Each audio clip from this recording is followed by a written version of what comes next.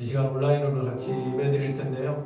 드리는 예배 가운데 온전히 우리 모두가 하나님을 간절히 찾고 구할 때 만나는 그런 성도들 되어줬으면 좋겠습니다. 다 같이 송축해 내용을 같이 찬양합니다.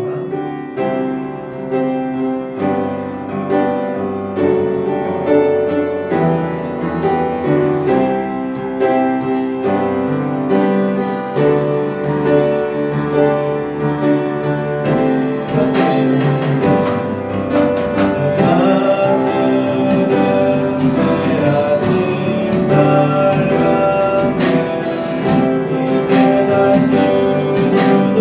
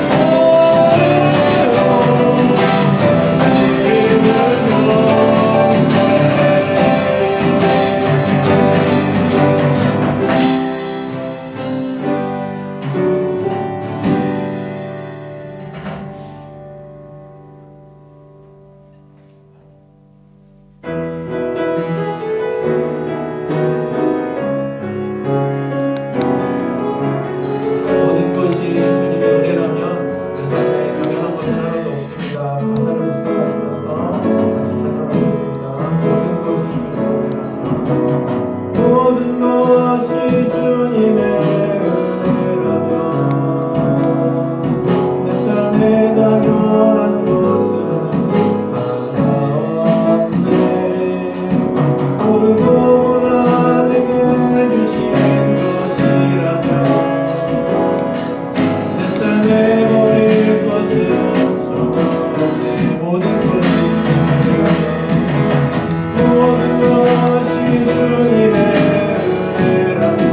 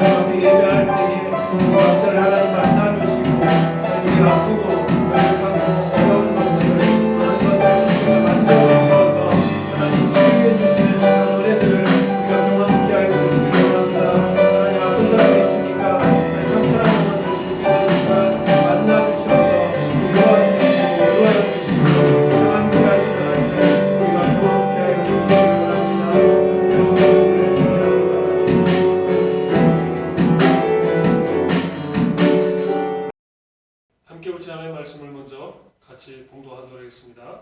오늘 함께 보신 하나님의 말씀은 요한복음 7장 37절에서 우리 44절까지 말씀입니다. 제가 봉독하도록 하겠습니다. 명절 끝날 곧 큰 날에 예수께서 외쳐 이르시되 누구든지 목마르거든 내게로 와서 마시라. 나를 믿는 자는 성경의 이름과 같이 그 배에서 생수의 강이 흘러나오리라 하시니 이는 그를 믿는 자들이 받을 성령을 가리켜 말씀하신 것이라. 예수께서 아직 영광을 받지 않으셨으므로 성령이 아직 그들에게 계시지 아니하시더라. 이 말씀을 들은 무리 중에서 어떤 사람은 이 사람이 참으로 그 선지자라 하며 어떤 사람은 그리스도라 하며 어떤 이들은 그리스도가 어찌 갈릴리에서 나오겠느냐. 성경이 이르기를 그리스도는 다윗의 씨로 또 다윗이 살던 마을 베들레헴에서 나오리라 하지 아니하느냐 하며 예수로 말미암아 무리 중에 쟁론이 되니 그 중에는 그를 잡고자 하는 자들도 있으나 손을 대는 자가 없었더라. 아멘. 오늘 말씀을 통해서 생수의 강이 흘러넘치리라는 제목으로 함께 은혜를 나누길 원합니다. 생수의 강. 오늘 본문 말씀에 보면 목마른 사람에 대해서 예수님이 생수의 강이 흘러넘쳐야 된다 말하고 있습니다.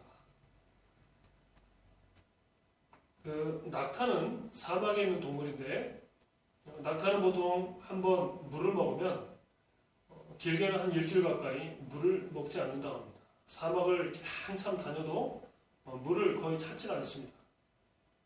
근데 반면 사슴은 물을 수시로 먹어야 됩니다. 하루에도 수시로 이렇게 물을 먹지 않으면 사슴은 살 수가 없는 그런 동물입니다. 낙타와 사슴의 가장 큰 차이점은 바로 거기에 있습니다.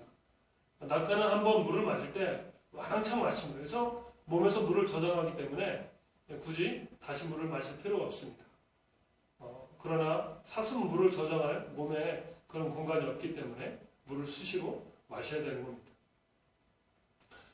우리 인생, 우리 믿는 사람의 삶이 바로 이 낙타와 같이 하나님의 성령의 생수가 우리 가운데 충만하게 젖어서 우리가 하나님의 은혜를 머금고 이 땅에 살아가는 동안 우리가 무엇을 하든지 어디에 있든지 무슨 어려움을 당할지라도 우리에게 이 성령의 생수가 가득하다면 얼마나 좋을까 하는 생각을 요새 해보게 되는 것입니다.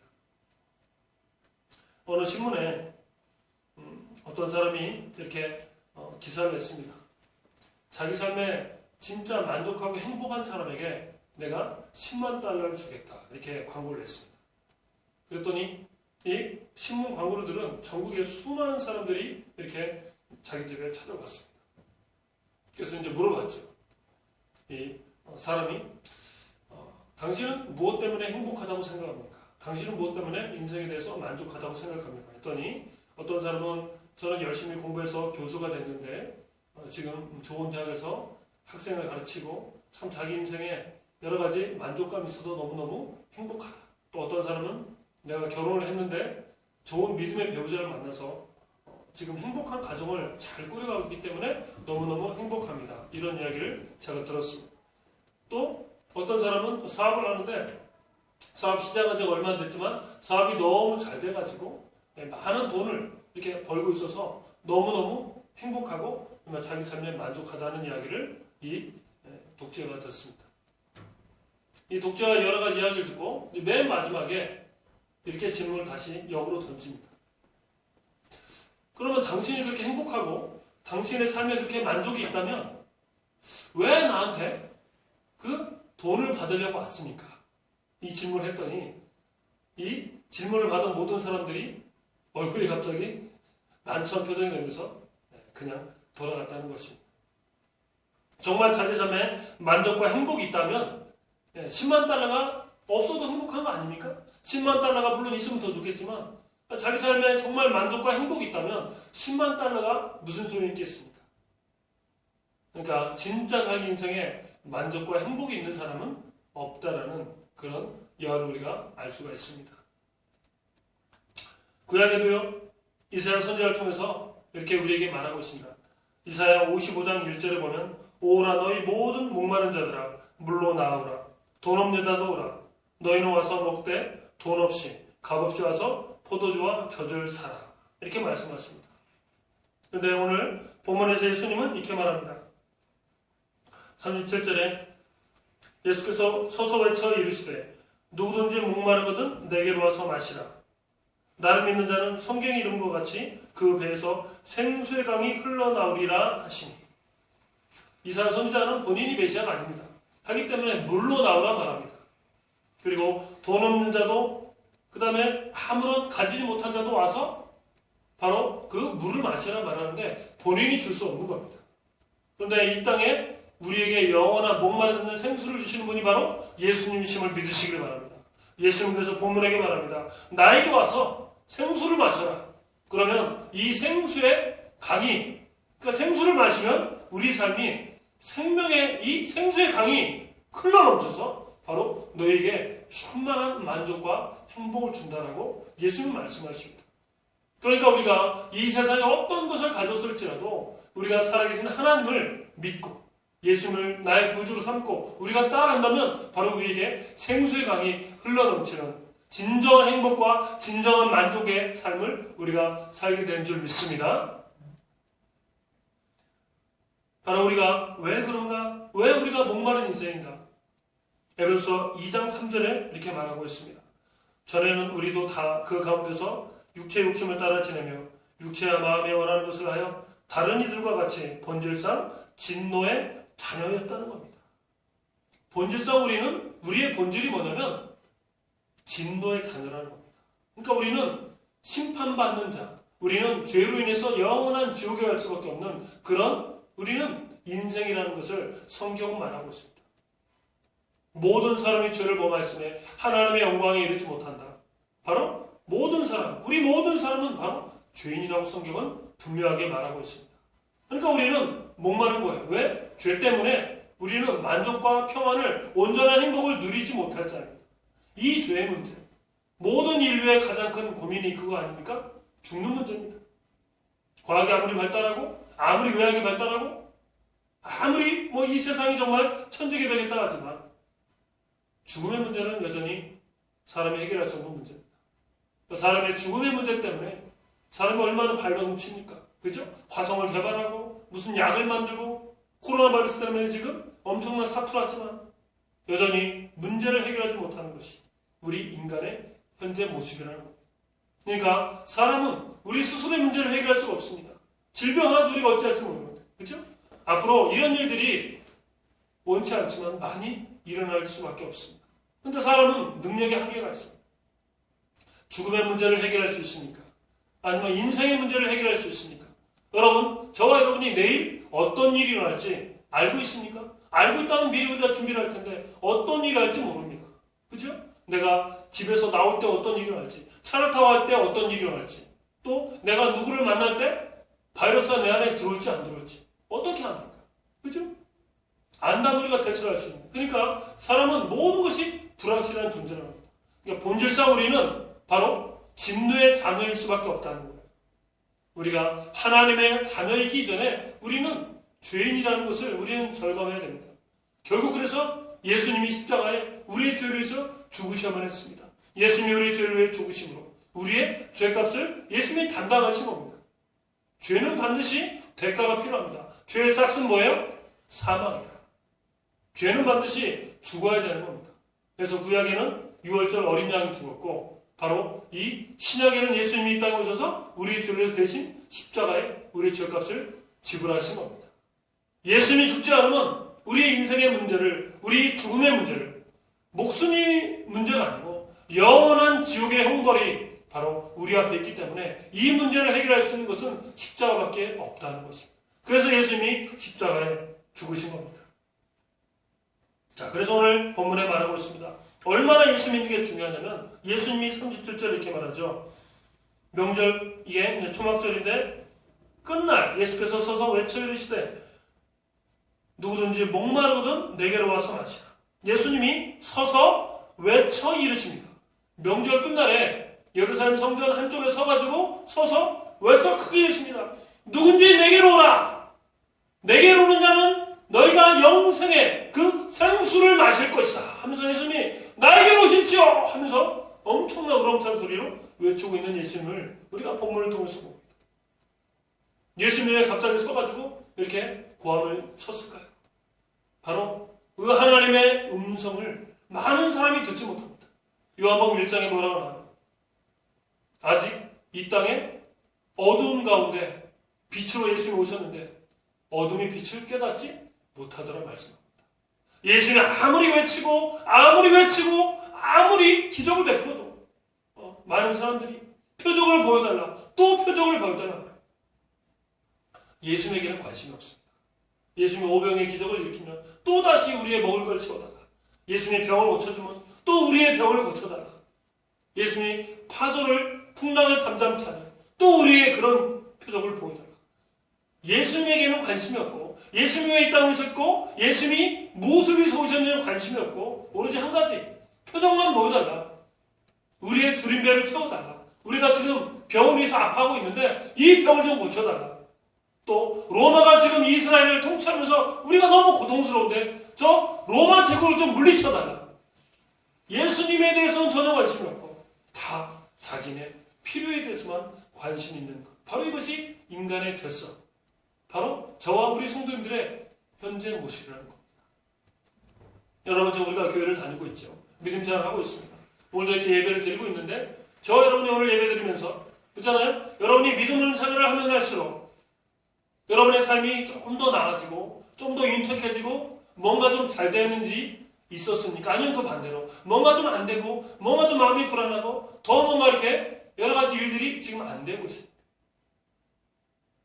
우리가 예수님을 믿으면서 뭔가 나아지니까 이 자리에 나온 겁니다. 근데 진짜 우리가 하나님을 믿는다는 것은요, 하나님의 은혜입니다. 38절에 보면 나를 믿는 자는 성경의 이름과 같이 그 배에서 생수의 강이 흘러나오리라 하시니 이는 그를 믿는 자들이 받을 성령을 가리켜 말씀하신 것이라. 예수께서 아직 영광을 받지 않으셨으므로 성령이 아직 그들에게 계시지 아니하더라. 자, 그래서 사람들의 반응이 두 가지로 나옵니다. 그 밑에 40절, 41절에 보면 이 사람은 정말 참으로 그 구약의 선지자다 이렇게 말하는 사람이 있고, 반대로 아니다, 무슨 나사렛에서 무슨 선지자가 나오냐. 성경에 보면 베들레헴에서 다윗의 자손이 나온다고 했다. 그러니까 나사렛 예수는 바로 그 선지자 메시아가 아니다 하면서 사람들이 설왕설래를 하고 있습니다.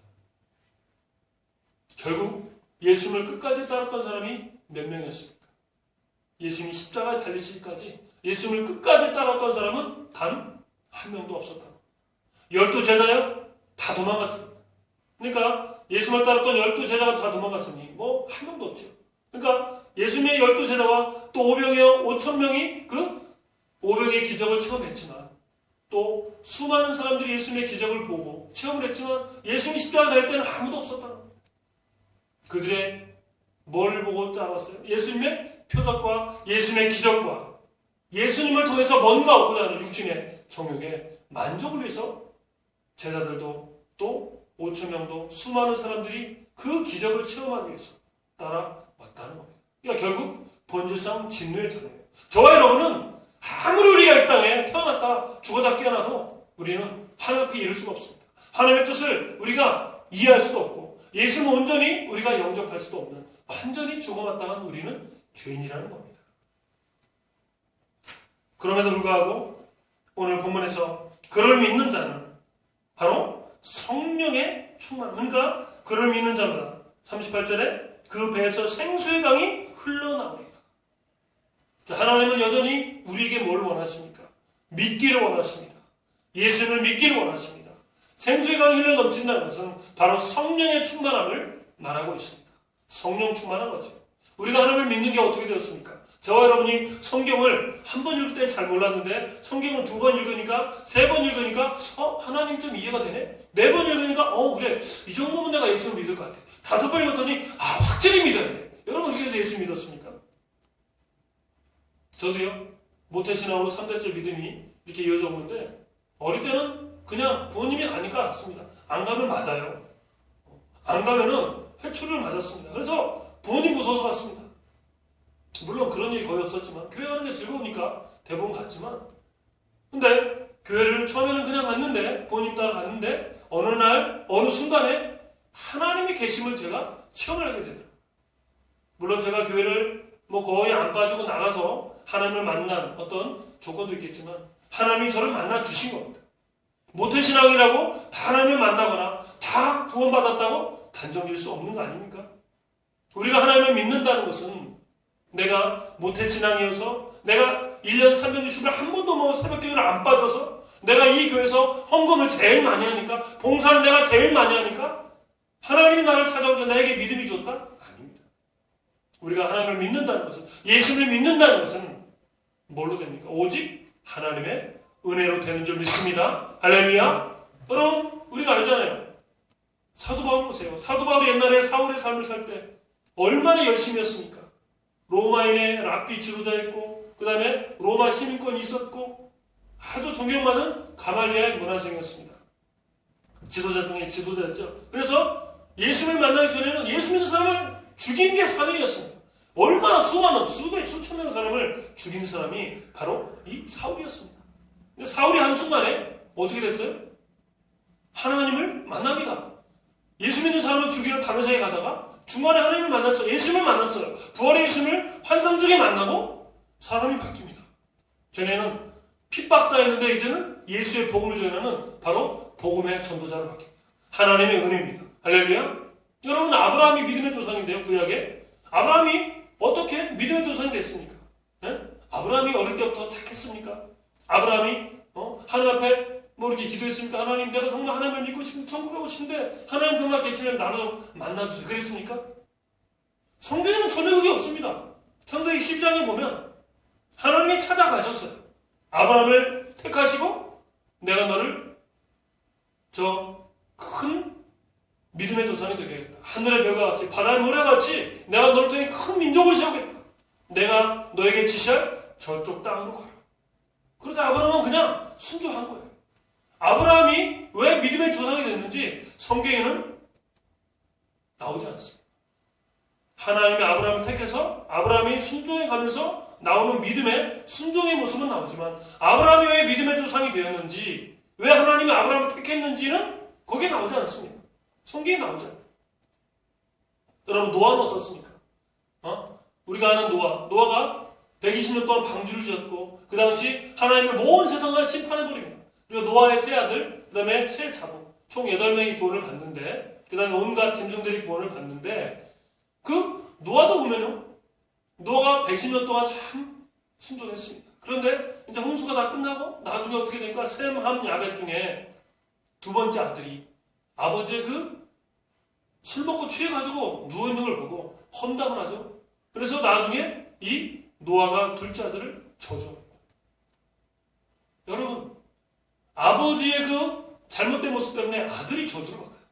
그런데 하나님은 노아에게 뭐라고 하지 않습니다.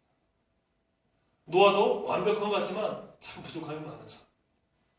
우리가 성경 인물들을 보면 완전한 사람이 거의 없습니다. 다 부족합니다. 특히 야곱. 구약의 야곱은 너무나 욕심쟁이였어요. 아버지를 속이고 그리고 자기 형을 속이고 아버지의 축복을 형처럼 꾸며서 왔고 그리고 자기 욕심을 위해서 외삼촌 집에 가서 21년 동안 결혼하기 위해서 거기서 엄청나게 고생을 합니다. 결국 자기 목적을 이루었죠. 근데 결국 거기서도 일종의 사기를 쳐가지고 엄청나게 부의 축적을 가지고 거기서 도망나 온 사람이 바로 야곱입니다. 야곱은 우리가 생각할 때도 참 구원받은 만 아브라함과 이삭과 야곱의 하나님을 하는데 바로 이 믿음의 조상이 될 만한 자질이 우리가 볼 때는 없어 보입니다. 그런데 하나님은 하나님의 은혜를 택해 주십니다. 저와 여러분이 그와 같다는 겁니다. 우리가 야곱이고 우리가 아무리 잘났대도 우리는 아무 자격 없는 바로 사울과 같은 모습이 있다는 겁니다.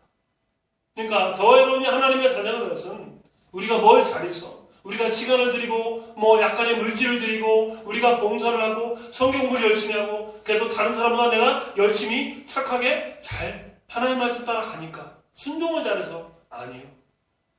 저와 여러분의 하나님의 자녀인 것은 오직 하나님의 은혜인 줄 믿습니다. 할렐루야. 그거예요. 그거 외에는 없습니다.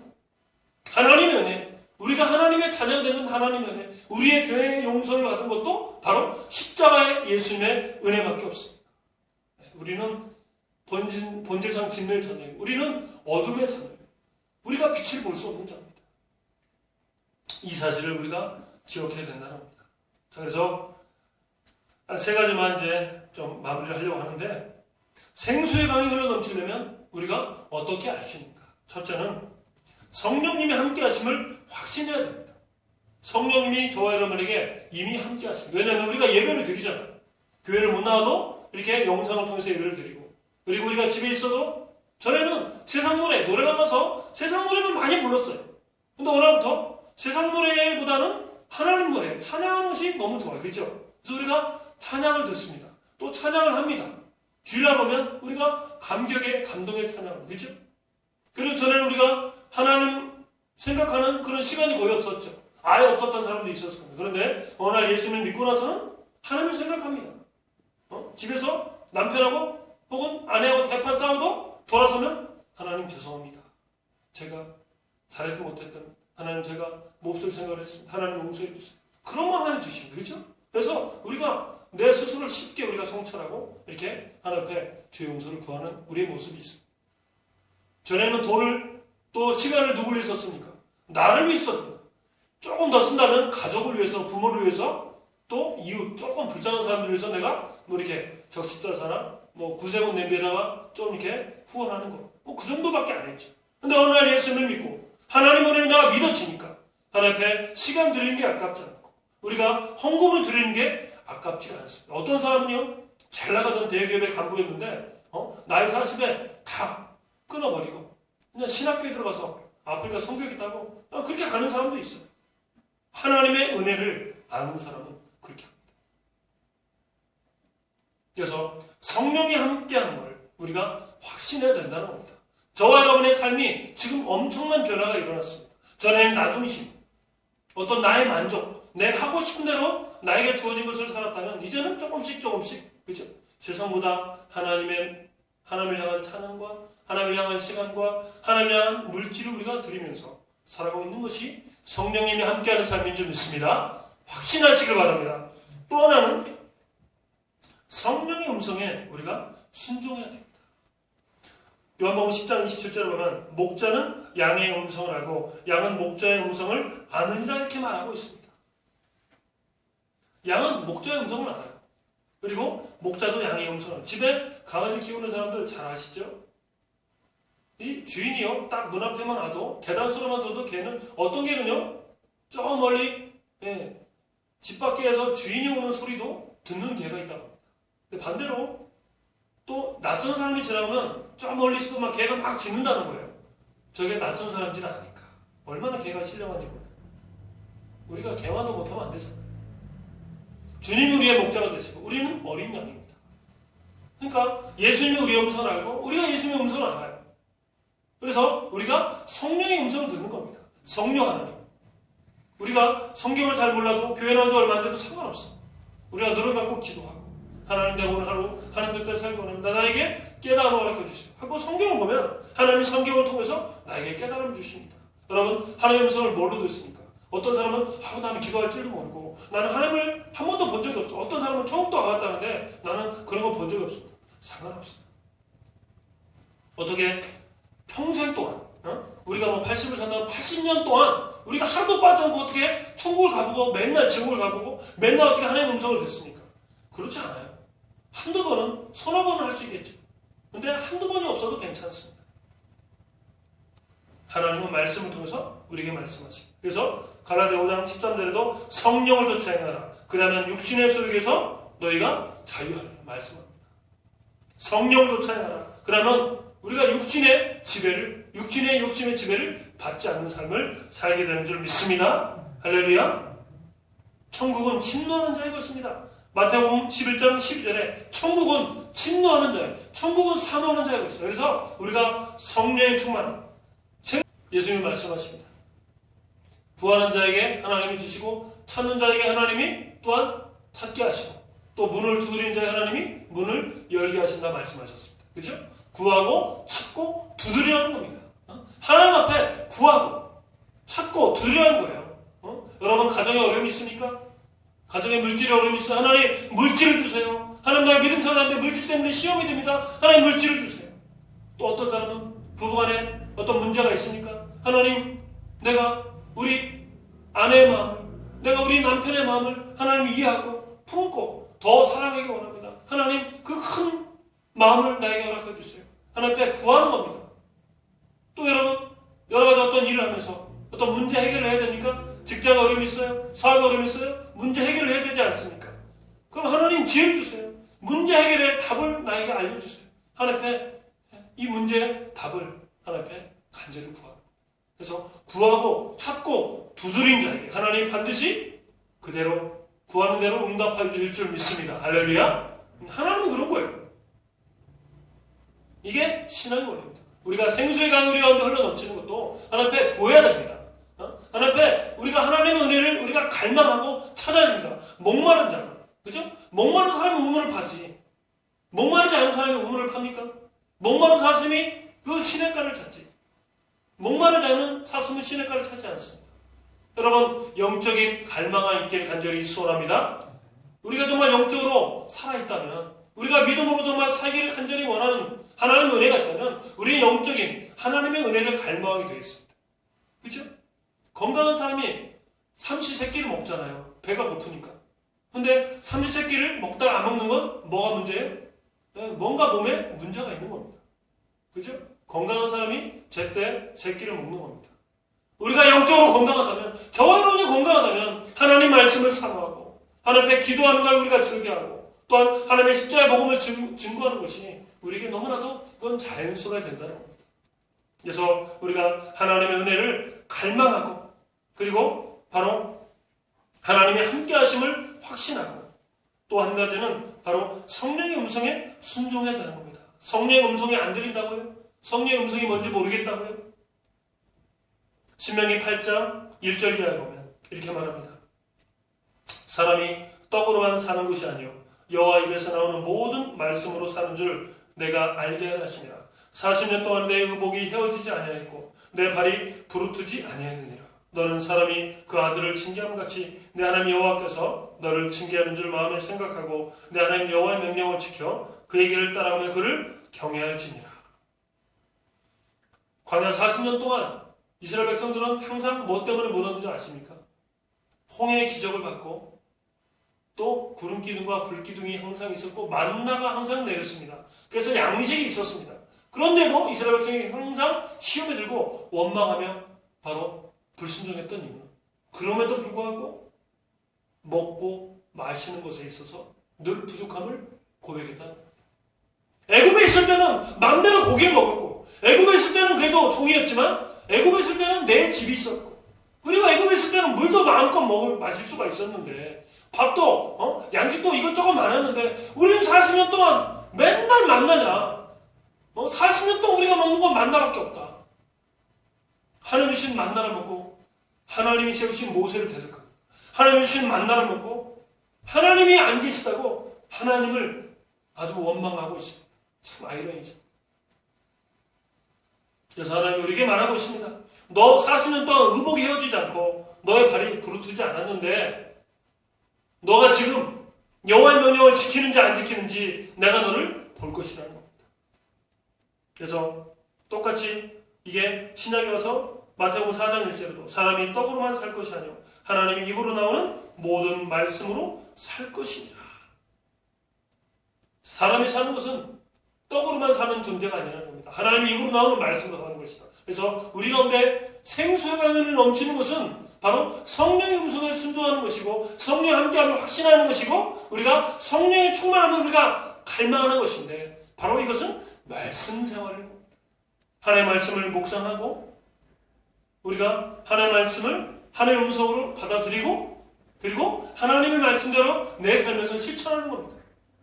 가정에서나 또 우리가 학교에서나 그래서 학교를 못 가지만 우리가 있는 자리에서 우리가 믿음의 본을 우리가 이렇게 실천하며 살아가는 겁니다.